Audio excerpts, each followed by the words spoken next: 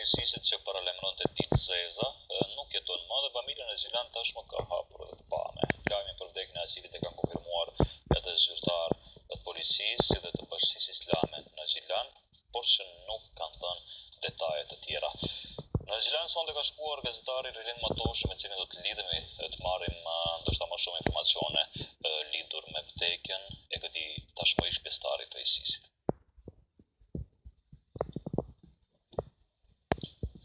Përshëndetje Kushtrim, përshëndetje miq të Klan Kosovës.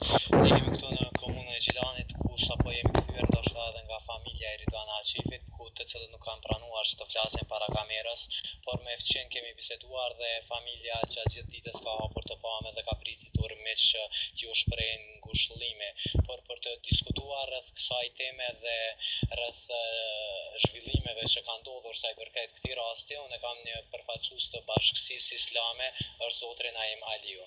Zotri Aliu, faleminderit që jeni pjesë e orës së fundit. Fillimisht mund na thoni, keni dëgjuar për lajmin dhe çka është ajo që ju keni dëgjuar? Përshëndetje për ju Rilin dhe teleshikues të Klan Kosovës. Pra edhe ne kemi ndëgjuar për rastin fjalë, informata nuk është e konfirmuar. Kemi ndëgjuar që për personin fjalë